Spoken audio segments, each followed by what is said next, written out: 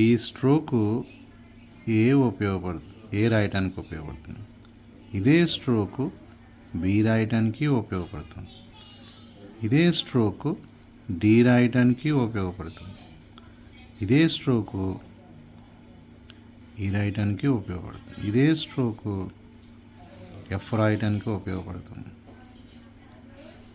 ఇదే స్ట్రోక్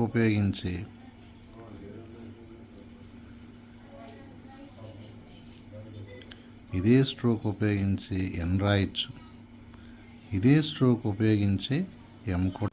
ఇలాంటి simple techniques అనేది step by step hand writing క్లాసెస్లో చెప్పడం అనేది జరుగుతుంది. దీనివల్ల పిల్లవాడు ఒక లెటర్ని ఎలా రాయాలి, ఒక వర్డ్ని ఎలా రాయాలి, ఒక సెంటెన్స్ని ఎంత గ్యాప్ ఇచ్చి రాయాలి ఏంటి అనేది వాడికి హ్యాండ్ రైటింగ్ క్లాసెస్లో తెలుసుకోవడం వల్ల, at the same time practice చేయటం వల్ల ఏమవుతుంది అంటే పిల్లవాళ్ళలో హ్యాండ్ రైటింగ్ అనేది, స్టూడెంట్స్లో హ్యాండ్ రైటింగ్ అనేది బిల్డ్ అవుతుంది.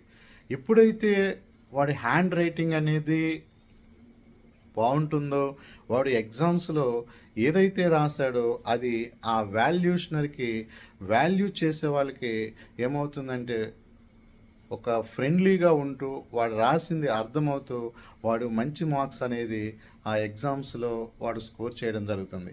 ఎప్పుడైతే ఎగ్జామ్లో హ్యాండ్ రైటింగ్ బాగుండి ఎగ్జామ్స్లో మంచి మార్కులు వచ్చినాయో దానివల్ల వాళ్ళు సెల్ఫ్ కాన్ఫిడెన్స్ అనేది డెవలప్ అయ్యి ఫర్దర్గా వాడు ఎడ్యుకేషన్ మీద ఫోకస్ చేసి వాడు కాళ్ళ మీద వాడు నిలబడే స్థాయికి వాడు చేరుకుంటాడు.